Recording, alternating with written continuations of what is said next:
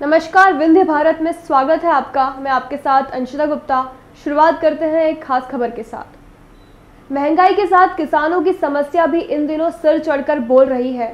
केंद्र और प्रदेश की सरकार है इस और ध्यान नहीं दे रही है।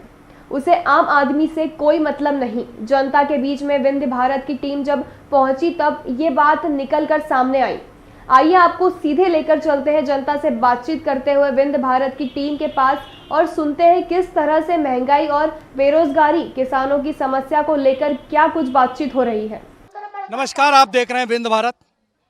मैं मौजूद हूँ रीवा के किला परिसर में।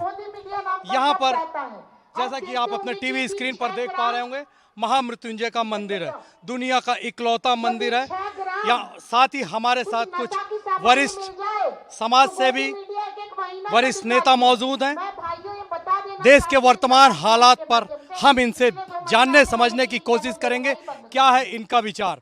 जैसा कि केंद्र की सरकार ने कहा था डीजल पेट्रोल के रेट हमारे हाथ में नहीं है, वो कैसे घटते हैं कैसे बढ़ते हैं ये तय करता है अंतर्राष्ट्रीय बाजार। अभी हाल ही में जिस तरीके से रेट घटाए गए उसी को लेकर इनसे बातचीत। हम सबसे पहले बात करेंगे गिरीश सिंह जी से, जिला अध्यक्ष हैं कांग्रेस के।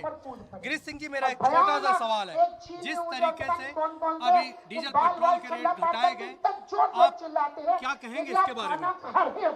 देखिए, देश के अजीब हालात हैं। ये सरकार कभी कहती है कि पेट्रोलियम पदार्थों की कीमत हमारे नियंत्रण से बाहर है और कभी ये कहती है कि हम उसको कम कर देंगे। ये जो देश में भारतीय जनता पार्टी की सरकार है वो देश की जनता को बेवकूफ़ बना रही है। जब उस सरकार ने ये देखा कि देश का जनमानस पेट्रोलियम पदार्थों की कीमत को लेकर नाराज है और देश में जो उपचुनाव हुए और परिणाम जब उनकी अपेक्षा के अनुरूप नहीं आए तो उन्होंने तेल के दाम घटा दिए और आप देखिएगा थोड़े दिन बाद ये पुनः पेट्रोलियम पदार्थों की कीमत पुनः बढ़ा देंगे।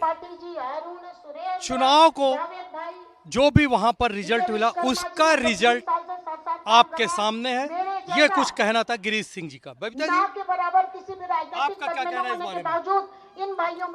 देखिए, जो केंद्र की सरकार है, जो अभी चुनाव हो रहे हैं, यूपी में चुनाव होने हैं, इसके कारण वो घटा दिए हैं और आने वाले समय में अभी तो एक टेलर था रैगांव का और आने वाले समय में इनको फिर पुनः 50-55 रुपए में लाना पड़ेगा। 2023 का चुनाव हो जाए, जनता इनको जवाब देगी तो ये फिर से उसी तरह लाएंगे। और फिर अगर किसी कारणवश इनकी अभी जो ये उपचुनाव हुए, उपचुनाव में अगर इनका रैगांव जीत गए होते और फिर चुनाव के समय पर कम करेंगे, फिर और ज्यादा बढ़ाएंगे, तो भाजपा सिर्फ पब्लिक को बेवकूफ बना रही है, जनता को बेवकूफ बना रही है। जनता समझ चुकी है, जनता समझ चुकी है। चुनाव परिणाम ने तय कर दिया डीजल पेट्रोल के रेट। क्या इसी तरीके से आगे भी होगा? कुछ इस तरीके से हमारे साथ वरिष्ठ किसान नेता सुब्रत मणि जी भी हैं। जिस तरीके से डीजल पेट्रोल के रेट पहले बढ़े फिर घटे, आप किसान हैं, इस समय रबी की फसल किसान बो रहा है, तो आप इन सबको मिला के किस तरीके से देखते हैं? हमारे देश की सरकारें आम जन से लेके सबकी लगातार उपेक्षा कर रही हैं। हमें तो लग रहा है कि देश में प्रजातंत्र रहा नहीं, प्रजातंत्र कागजों की बात रह गई है, हिटलर शाही लागू है। प्रजा का अंत नेता अनंत इजकल टू भारतीय प्रजातंत्र हो गया। लगातार डीजल की कीमतें बढ़ रही हैं। हमारे किसानों के ऊपर 3 काले कानून लादे जा रहे हैं, सरहदों में बैठे हैं, किसानों की ये जबरदस्त उपेक्षा कर रहे हैं। और हमारे अभी सब हमारी बहन बबीता जी ने, भाई जी ने जो बातें कही सच है। अगर देश में चुनाव के लिए कीमतें घटाने बढ़ाने का काम चलेगा, गरीबों को मुफ्त भोजन बांटने का काम चलेगा, तो प्रजातंत्र के मुद्दे में कब चुनाव होंगे? हम विंध्य भारत के चैनल के माध्यम से माननीय प्रधानमंत्री जी से मांग करते हैं, जनता के मुद्दे में चुनाव लड़िए। जनता को भूखमरी के कगार पे छोड़ के 2 पैकेट मुफ्त अन्न देने और मुफ्त कि चीजें बांटने से कि चुनाव जीत जाना आसान है, लेकिन आप जनता के दिल में राज नहीं कर सकते। जनता की नजरों से आप लगातार उतर रहे हैं। आने दीजिए, अभी कुछ राज्यों में विधानसभा के चुनाव हैं, आप देखिएगा डीजल की कीमतों से लेकर सारी कीमतें घटेंगी, फिर चुनाव हो जाएगा, फिर उनका बस नहीं रहेगा। सिर्फ चुनाव तक इनका बस रहता है, उसके बाद ये कंपनियों तक ही इनका बस रहता है। गिरीश जी, सुब्रत मणि जी ने अभी एक बड़ा सवाल उठाया। बड़ा सवाल सुब्रत मणि जी का साफ तौर से ये कहना था कि डीजल, पेट्रोल, ये तमाम तरीके की महंगाई चुनाव को देखकर ही तय होती है।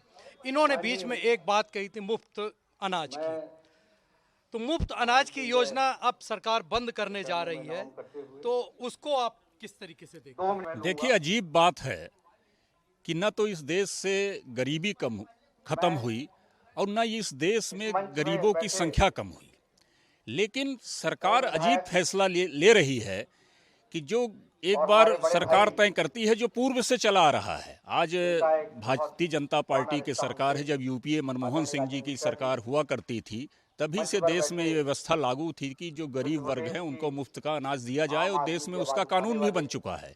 लेकिन अब अजीब बात है कि सरकार गरीबों को जो उनका अधिकार है, उनको मुफ्त राशन देने का जो फैसला था उसको वापस लेने पर विचार किया जा रहा है। ये सरासर निंदनीय और गलत है।